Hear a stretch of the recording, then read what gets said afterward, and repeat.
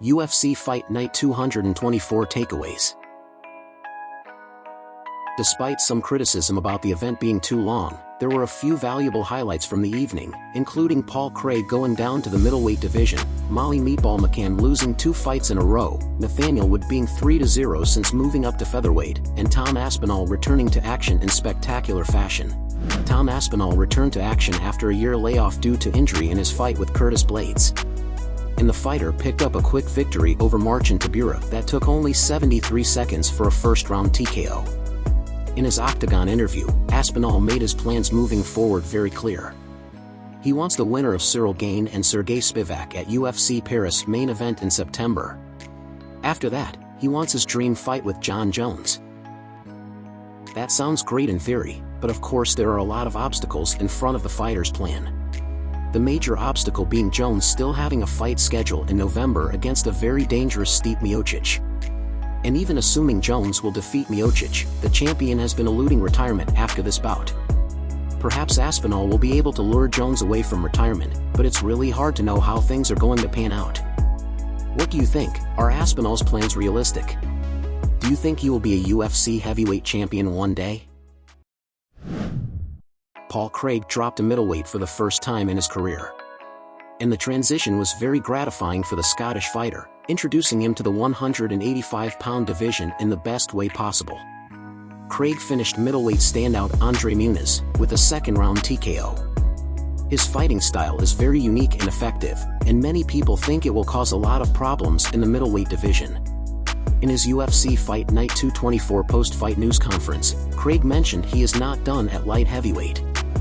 "We aren't done at light heavyweight, and we're just starting at middleweight. We will do both.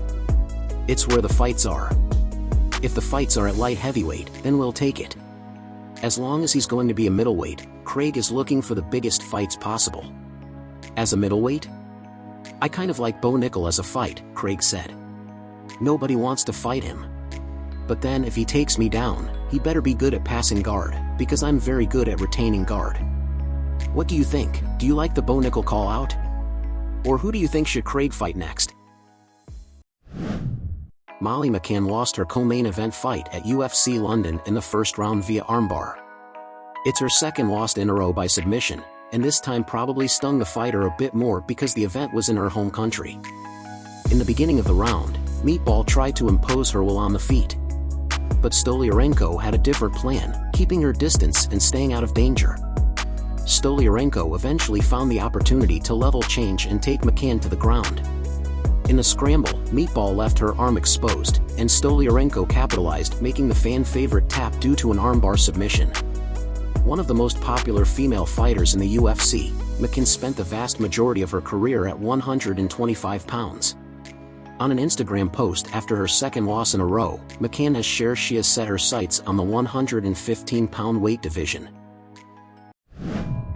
Nathaniel Wood had a unanimous decision victory over Andre Fili in a back-and-forth war that could have easily won fight of the night.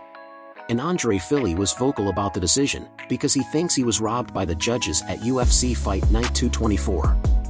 With the setback, Fili has one win in his past 5 performances. Wood is now 3-0 since moving up to the featherweight division. In his post-fight interview, the fighter mentioned he wants to test himself against the more seasoned and respected names of this division. "I would like to fight a legend of the sport, and that would be Edson Barboza in Brazil. It would be an absolute honor again, like I just said with Andre Fili. I've been a fan of his for years, and I know he's coming toward the end of his career.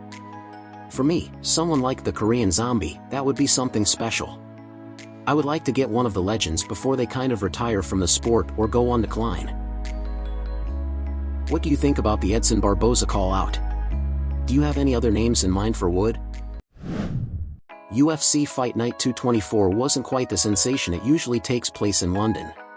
But it still had some highlights that generated quite some noise at the O2 Arena, mostly due to Tom Aspinall's successful return after a year-long layoff. After the event was over in London, 4 fighters picked up an extra $50,000 for their performances. Performance of the night went to Paul Craig and Tom Aspinall, and fight of the night went to Johnny Parsons vs. Danny Roberts.